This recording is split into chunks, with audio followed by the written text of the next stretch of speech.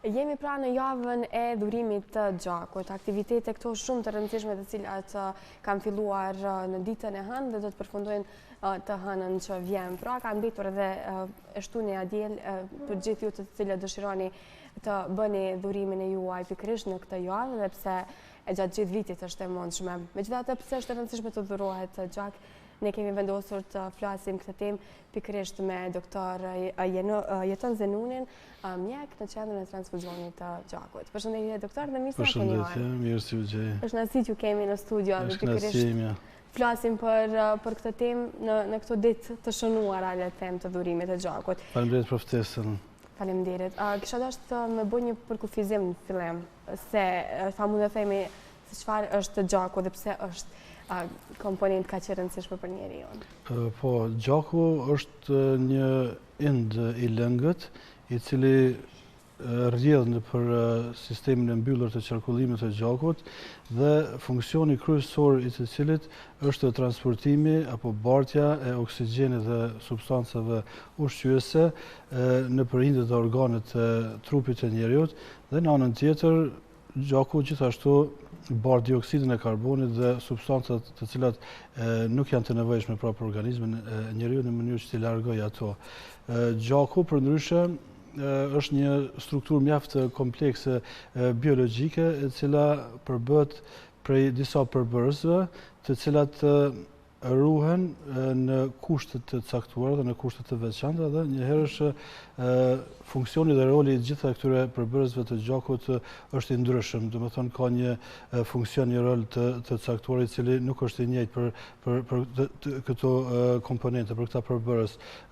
Ndoshta gjatë emisionit do t'i detajojmë këto, por vetëm shkurt të them se gjaku përbëhet, do të thonë, nga eritrocitet e koncentruara, pastaj nga plazma, e cila është pjesa e lëngët e gjakut dhe trombocitet apo pllakës të cilat luajnë rol të rëndësishëm për koagullimin e gjakut. Do thotë janë disa grupe të gjakut, si bëhet ndarja e tyre?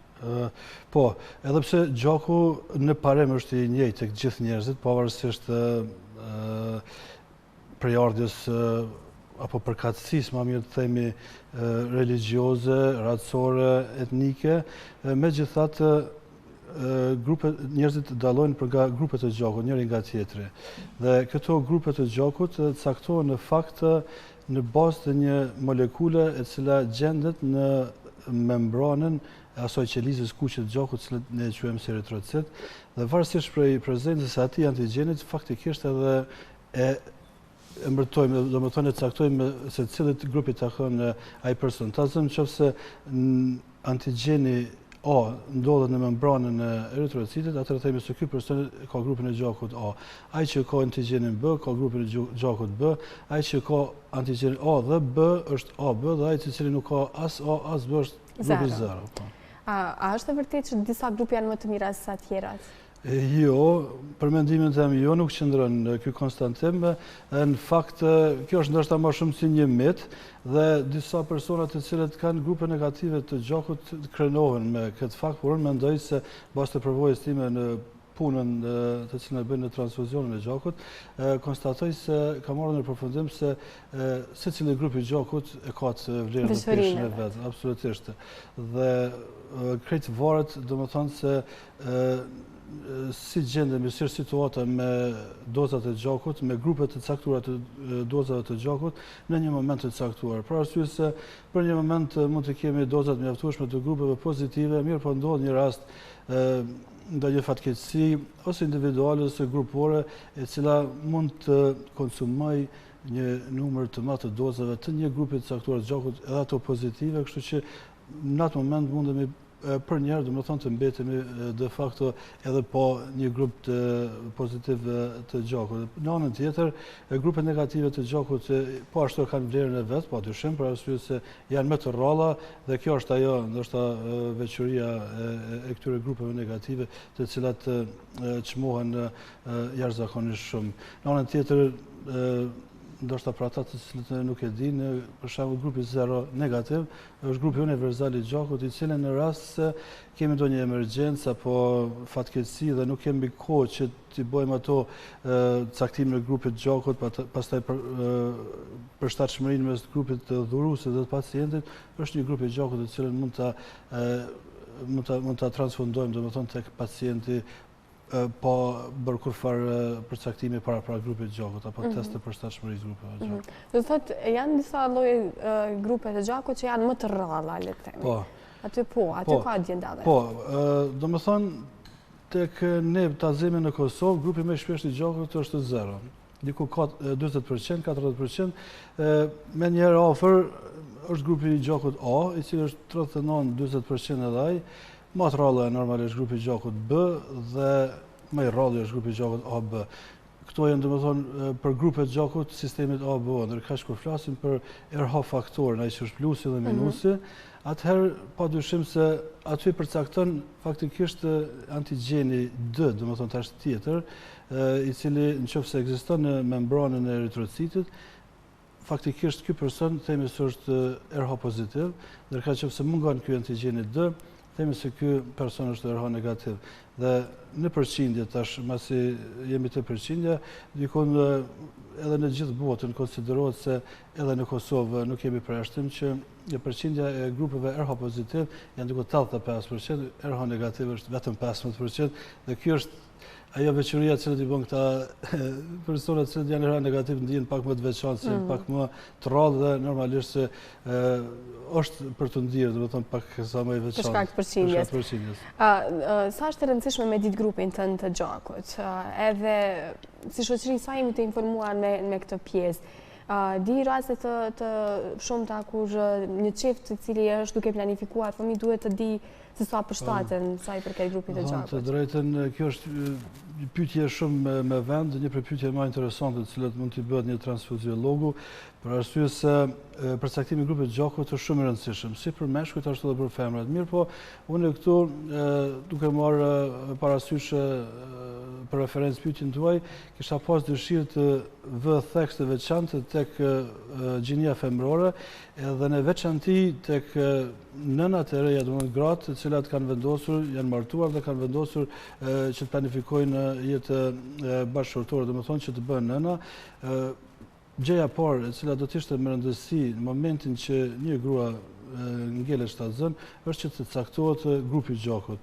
Për arsye se kemi një problem apo një patologji e cila mund të shfaqet në rast se nuk bëhet evidentimi i grupit të gjakut të nënës dhe të babait, dhe në rast se ta zëm babai ka grupin e gjakut 0, nëna apo bashkëshortja në këtë rast ka grupin e gjakut RH negativ, baba RH pozitiv, gruaja RH negativ.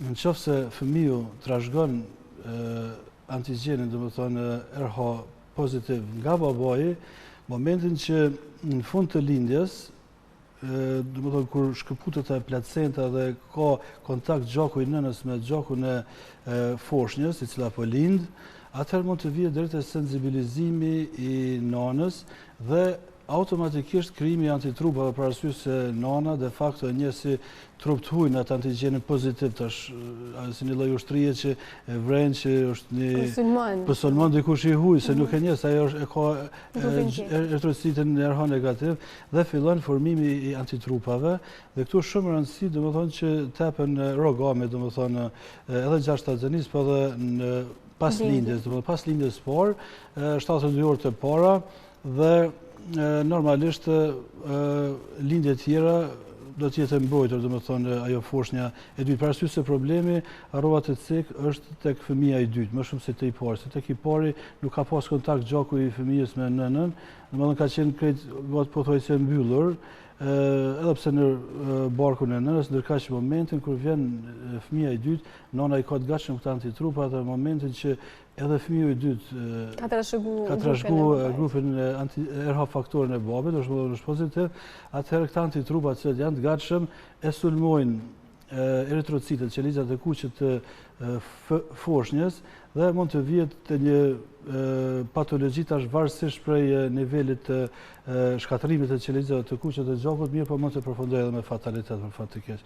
Për këtë arsye, si mjek, domethënë transfuziolog, apeloj tek të gjithë ato vajzat të reja, çiftet të reja, domethënë që të përcaktojnë grupin e gjakut, domethënë edhe bashkëshortë dhe bashkëshortja, në mënyrë që në të ardhmen të mos kenë probleme. Do të thotë nuk ka ndonjë problem, thjesht duhet ditur.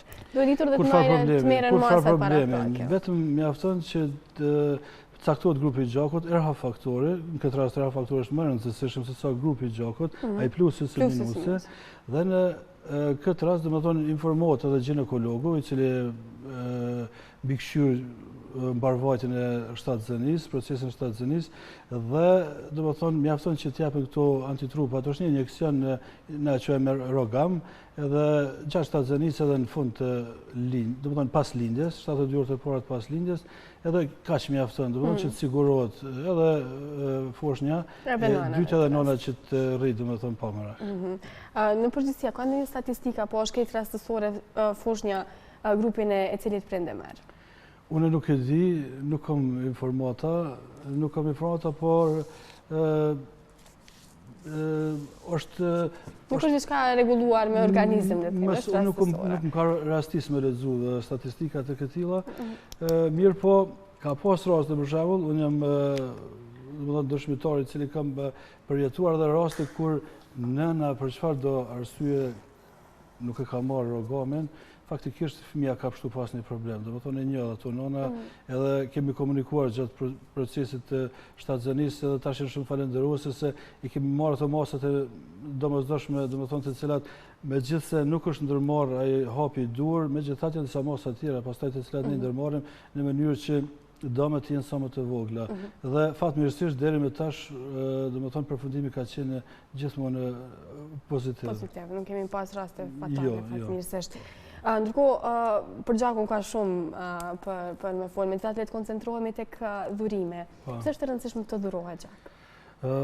Është shumë e rëndësishme të dhurohet gjak sepse janë dy aspekte të dhurimit gjakut. Është aspekti, domethënë, ana e përfitimit të vetë dhuruesit, ana përfitimi shëndetësore dhe përfitimi shëndetësore të cilat i ka edhe vetë pacienti i cili e merr gjakun. Përfituesin këtë rast. Përfituesin këtë rast, po. Tek dhuruesi, domethënë, është ajo ndjenja e mburrjes së kënaqësisë, ndjenja pozitive që po ja dhuron gjak dhe po shpëton një jetë, ajo përkatësia e komunitetit, domethënë se e ndin veten që je pjesë e komunitetit, për arsye se dhurimi i gjakut është një farforme vepra më e mirë, që unë për vetë e konsideroj një vepra më e mirë që ti mund ta bësh për ndonjë pjesëtar të komunitetit ku jeton, për arsye se po shpëton jetë. Dhe në anën tjetër janë ato përfitimet shëndetësore, siç janë për shembull incidenca është më e vogël, apo përqindja më e vogël është konstatuar tërë së fundi në studimet e fundit se dhuruesit e gjakut domethënë më pak vuajnë nga sëmundjet e zemrës, më konkretisht sulmet ato që të zemrës, pastaj nga sëmundjet e kancerit, sidomos sëmundjet maligne të traktit gastrointestinal, pastaj është një patologji që quhet hemokromatose, domethënë është absorbimi i rritur i hekurit në organizëm, dhe të gjitha këto e kanë një të përbashkët shumë interesante se këta studiuese dhe këtu edhe vënd theksin pse femrat smuren më pak nga sëmundjet kardiovaskulare dhe jetëgjatësim pse kanë më të gjatë. Një për arsyeve e cekin pikërisht edhe këtë, domethënë se humbja e gjakut përmes ciklit menstrual. Dhe dhurimi i gjakut në farforme e zvogëlon sasinë e hekurit. Këtu është domethënë ajo është poenta, dhe kur zvogëlohet sasia e hekurit, domethënë e tepruar e hekurit, bie në nivel të vlerave normale, domethënë, dhe kjo është ajo përfitimi si në aspektin e sistemit kardiovaskular, ashtu edhe në zvogëlimin e incidentës së sëmundjeve maligne. Dhe e fundit që kisha pas qef me ceks tek përfitimi tek dhuruesi, është se në momentin që jep gjak, ajo palca arshtrore regjenerohet në farë kuptimi e prodhon gjakun e ri. Dhe llogaritmin nëse një person i cili dhuron gjak, në momentin që dhuron gjak, ai paca ti ashtrore cila i prodhon ato qelizat e gjakut, është mësuar që të prodhoj vazhdimisht, do të thotë 3-4 muaj tek dhurues të rregull është fjala, dhe nëse ndodh ndonjë patologji, atëherë për shembull ndonjë aksident dhe ka gjak deri dhuruesi, atëherë paca ashtrore ka shumë më lehtë me prodhu gjak për arsye se është mësuar në rast humbjes së gjakut. Në anën tjetër është ajo humbja edhe e viskozitetit të gjakut, ulja e tensionit të gjakut, gjitha këto domethënë ndikojnë edhe në sëmundjet e zemrës. Ndërkaq tek anët apo përfitimet për pacient, domethënë kisha pas dëshirë, për arsye se këto kanë pikë dobët, kisha pas dëshirë me potencu janë gratë ato të cilat përfitojnë kryesisht nga marrja e gjakut, për arsye se siç e dim, gratë janë ato sidomos moshat e reja, të cilat janë nana dhe lindin. Dhe jo gjithëherë fatkeqësisht lindjet shkojnë në mënyrë normale. Do të thonë disa herë mund të përcjellen me lindje, do të thonë me gjakderdhje, pastaj duhet të nënshtrohen lindjeve me intervenime kirurgjikale, pastaj ka dhe probleme, domethënë, të cilat nuk janë të fushës obstetrike, por janë probleme ginekologjike, domethënë, të cilat ndërlidhen me çrregullimin të mitrës apo probleme të tjera ginekologjike. Ndërkaq pas grave, domethënë, ato të cilat janë për mua domethënë kategoria ndjeshme, të cilat shpesh herë na bie të shohim si marrës të gjakut, janë edhe fëmijët e vegjël. Ne përmendëm këtë rastin kur fëmijë si shkatërrohen qelizat e gjakut si pasojë këtij detaji shumë të vogël, domethënë vetëm se nuk i din grupet e gjakut nëna dhe bashkëshorti, dhe pastaj kemi sëmundje fatkeqësisht malinje tek fëmijët e vegjël, të cilat për shkak të zvogëlimit, prodhimit të qelizave të kuqe të gjakut dhe trombociteve në palcën e ashtrore, për arsye se palca ashtrore preket nga kemioterapia fatkeqësisht dhe zvogëlohet prodhimi i këtyre qelizave dhe domosdoshmërisht duhet që të marrin gjak. Domethënë, kjo është shumë pjesë e ndihshme për mua, për arsye se këto janë kategori që vërtet na bëjnë të mendojmë dhe të marrim në konsiderat sa është e rëndësishme dhurimi i gjakut. Dhe normalisht janë personat e moshuar, të cilët ose kanë anemi kronike, ose kanë sëmundje malinje, edhe këto probleme të tjera tek kategoritë të tjera, siç janë meshkujt e të rriturit, të aksidentuarit që i kemi fatkeqësisht shumë prezent. Ashtu, pra do të aksidentuarit, rastet emergjente, intervenimet kirurgjike e kështu me radhë. Do thotë si dihet tjetër se gjithkush nesër mund të jetë në nevojë për një gjak. Kjo është shumë e rëndësishme të theksohet se momentin që dhurohet gjaku, harrova të përmend disa përfitime që i ka dhuruesi i gjakut, ose ai pajiset me një kartel, është si kartela bankës, se jo rastisht quhet edhe blood bank, domethënë sikur kjo banka që i mban parat, ne jemi bankë që mbajmë gjakun, deponojmë, dhe sikur një person që ka parat deponuara në bankë dhe mund të më shkojë tërheq, njëjtë me kartel e ke gjakun e rezervuar dhe shkon e tërheq.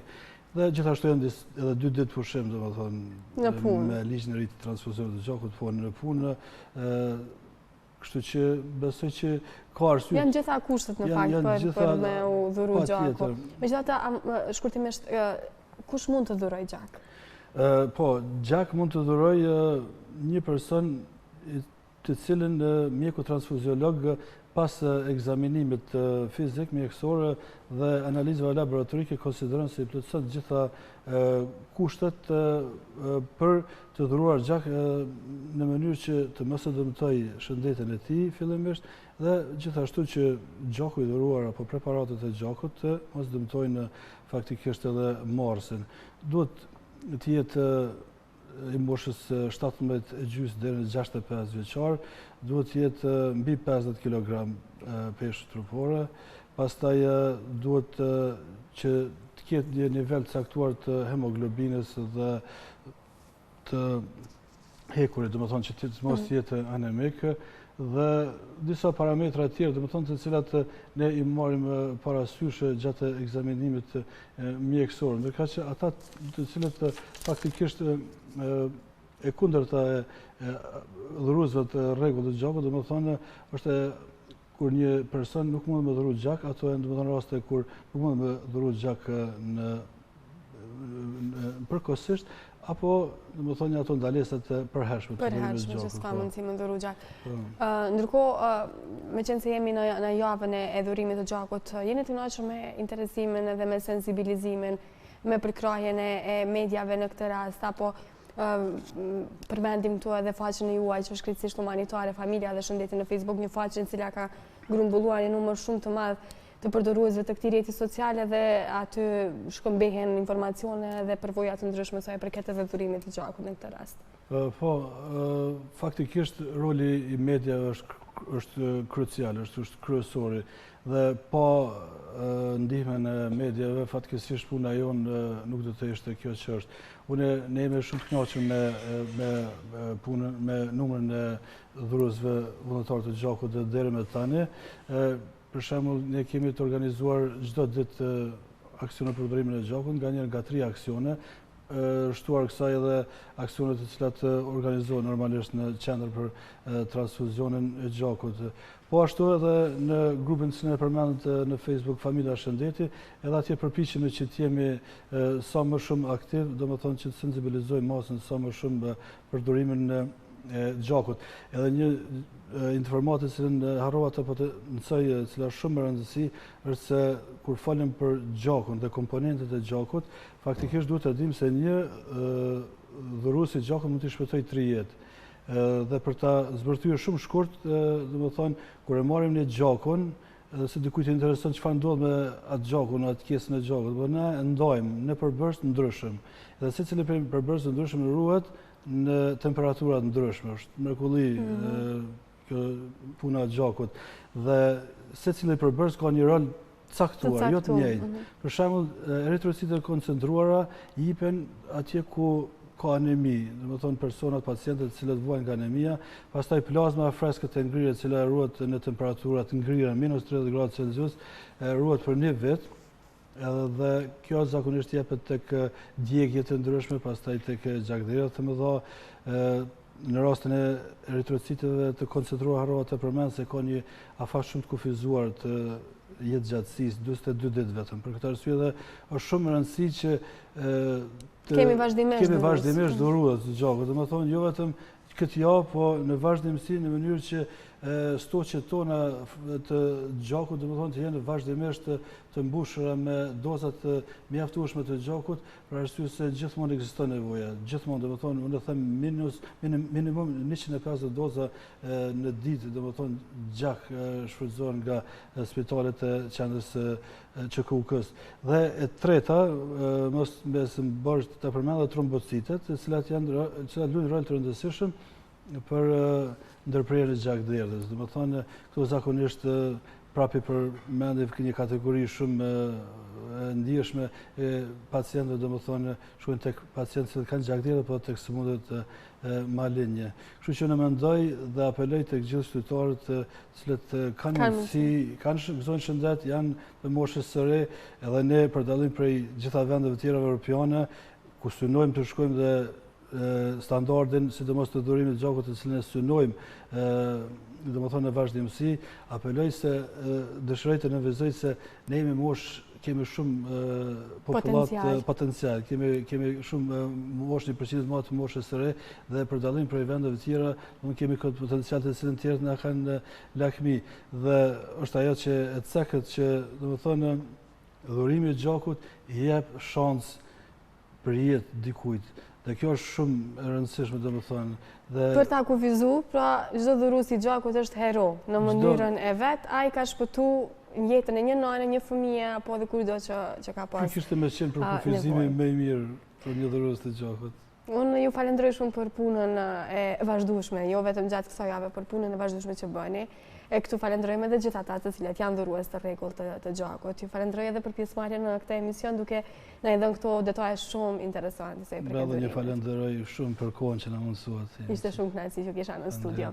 Të nderuar shikues, ne kemi arritur tek fundi i emisionit edhe për këtë të shtunën. Ju le ta kemi sërish të shtunën e ardhshme me të tjerë të ftuar dhe të tjera tema të cilat do t'i realizojmë bashkë. Kështu që ju vazhdojnë të jeni shoqëri me RTK-n dhe programet në vazhdim. Deri të shtunën e ardhshme, mirupafshim. Faleminderit.